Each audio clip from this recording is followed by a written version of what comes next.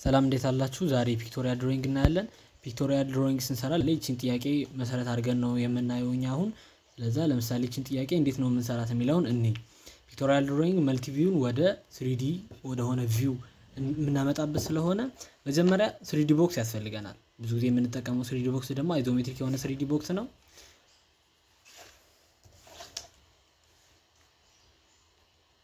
ለዛ አይዞሜትሪክ የሆነውን 3D ቦክስ ሰራለሁኝ ቀጥ ያለ መስመር አስመሬ ለሱ ፐርፔንዲኩላር የሆነ ላይን ሰርቼ 30 ዲግሪ መነሳት በሁለቱም በኩል ማለት ነው እኔ ፍሪ ሃንድ ነው ያሳያችሁ አለውት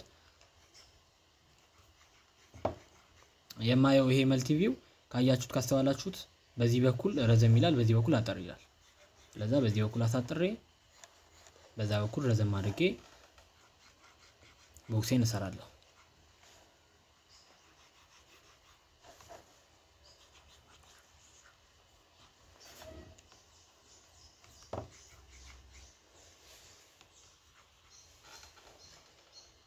ከዛ በኋላ ምንድነው የማደርገው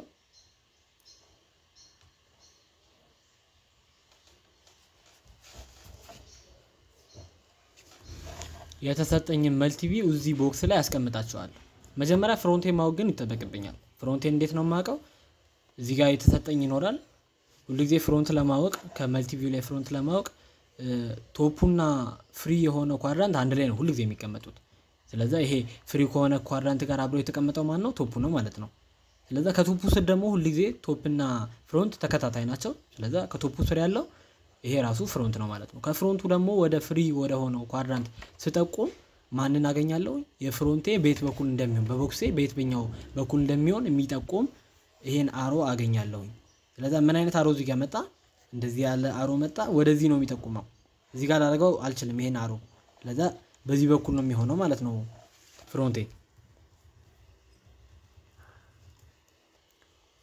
በዚህ በኩል ይሆናል ማለት ነው ስለዚህ መስራት ልጀምር እዚህ ጋር የምታዩትን ለምሳሌ ቶፑ ላይ ያለውን ቶፑ እዚህ ጋር ያለው ፕሌን ነው እዚህ ጋር ፓራሌሎግራም የሰራው ፕሌን ነው ስለዚህ ለሱ ለቶፑ እዛ ጋር የማያቸውን ቨርቲካል ላይኖች እዚህ ጋር 30 ዲግሪ ተነሳው ነው የምሰራቸው ስለዚህ ቶፑን ራሱን እዚህ ጋር አስቀምጠው እያንዳንዱን መልቲ ቪዎች እዛ ጋር የምታዩቸው ሳይዱንም በሳይድ ቶፑንም በቶፕ እያንዳንዳቸው ቦታቸው ላይ እናስቀምጣቸው ግማሽ ሄድና ይቆማል ካያችሁት ከዛ ወዴት ነው የሚሄደው ወደ መሃል አካባቢ ወደዚህ ይሄዳል በዛ በኩልም እንደዚሁ ይሄዳል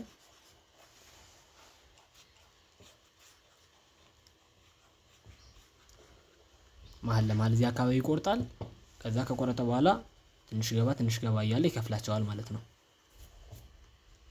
ይሄ ግልጽ ይመስለኛል ከዛ በሳይድ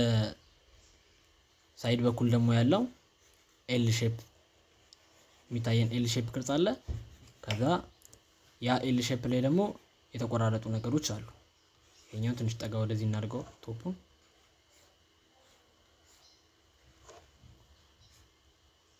እዚህ ጋርም ወደዚህ ይቆረጣል ማለት ነው ራሱን በቦታው ላይ ነው ያስቀመጠና ያለነው ስናስቀምጥ ግን እዚህ ጋር ቨርቲካል የነበረው ላይን እዚህ ጋር 30 ዲግሪ አንስተን ነው እየሰራን ያለነው ስለዚህ በማስመሪያ ተሰሩ ተጠንቀቁ ከዛ በኋላ በዚህ በኩል ደግሞ በፍሮንት በኩል የሚታየኝ ቀጥ ያለ መስመር ከዛ መሃሉ አካባቢ የተቆረጠ ትንሽ ከፍ ብሎ ደግሞ እጥፍ የሚል ትንሽ ከፍ ብሎ በዚህ በኩልም እጥፍ የሚል ነው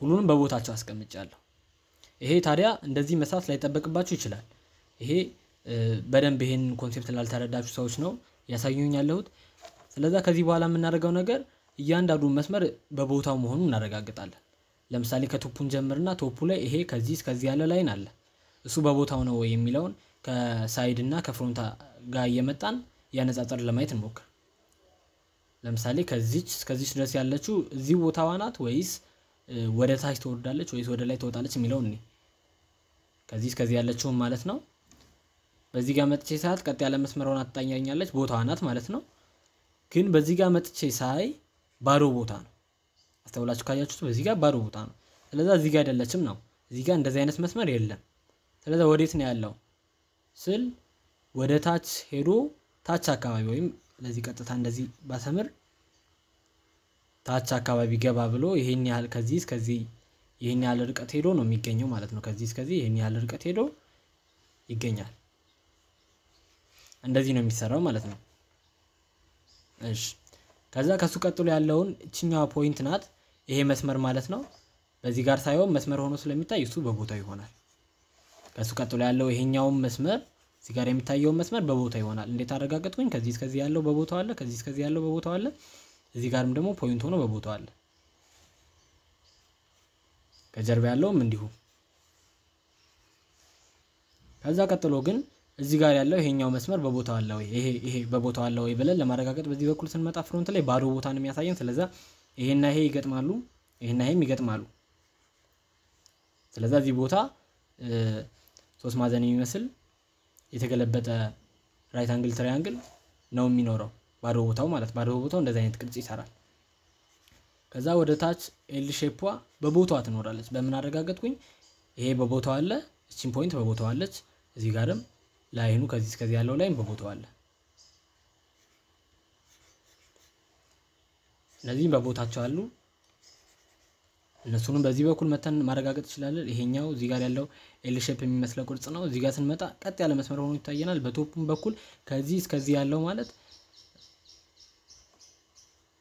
እንደዚህ ያለ ስለሆነ ራሱ በቦታው እንዳለ ያሳየናል። ስለዚህ ይሄ በቦታው ነው ያለው።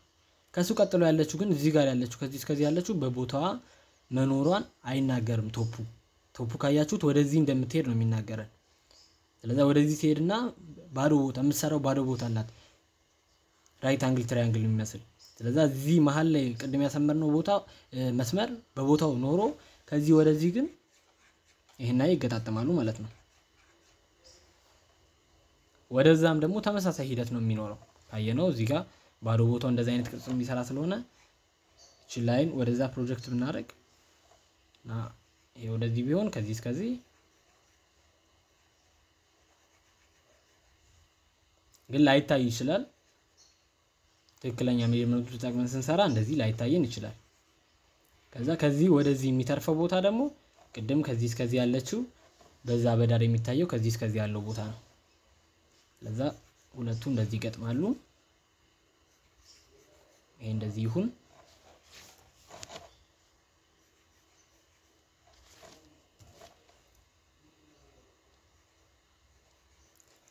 በጥቂቱ ነው ከታየም ሊታየን የሚችለው። በደንብ እንደዚህ ሊታይ አይችልም። ምናልባትም ላይታይ ሁላ ይችላል ሜጀርመንቱ ተጠቅመን ስንሰራ። ከዛ በኋላ እዚህ ጋር ቀጥ ያለ መስመር እንደዚህ ይታየናል። እዚህ ጋርም ቀጥ ያለ መስመር ከቶፕ ይታየናል። ስለዛ እሱ ቀጥ ያለ መስመር ደግሞ እዚህ መሃል ላይ ያለ ከዚህ እስከዚህ ያለው የሚጠቁመን ጭምር ስለሆነ ይሄኛውንም ይጠቁመናል። በርግጥ እንደዚህ ይሆናል ማለት ነው። አሁን የተጨማለቀውን አጥፍቼ ለማሳየት እንሞክር።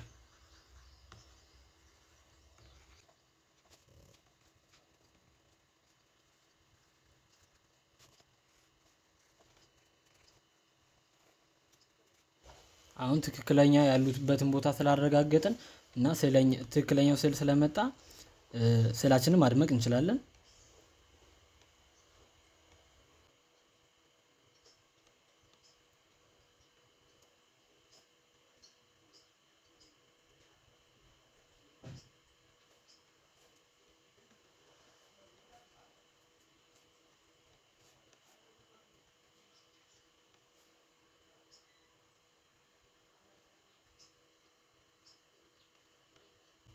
ስዕላችን ይሄን ይመስላል ማለት ነው። በዚህ መልኩ ለመረዳት ሞክሩ። መጀመሪያ የምታደርጉት ነገር ሶሊድ ቦክሱን ትሰራላችሁ። ከዛ የተሰጣችሁ መልቲ ቪዎች ትሰራላችሁ። ላዩ ላይ መስራትም ላይጠበቅባችሁ ይችላል። ቀጥታ የምታስቀምጧቸው መስመሮች በቦታቸው መሆኑን እያረጋገጣችሁ ብቻ ማስቀመጥም ትችላላችሁ። ስለዛ እንዳይጨማለቅባችሁ ከፈለጋችሁ እንደዚህ ቅድም እንደሰራሁት እንዳይሆን የተሰጣችሁ የምትሰሯቸው መስመሮች እያረጋገጣችሁ በቦታቸው ላይ ማስቀመጥ ብቻ። እንደዛ ስታደርጉት እጅግ በጣም ቀላል ይሆናል። በቅርቡ ከለቀኳቸው የቲክቶክ ቪዲዮዎች ያንን አይነት ቴክኒክ ነው የተጠቀምኩት። እነሱን ማየት ትችላላችሁ በደንብ። አመሰግናለሁ።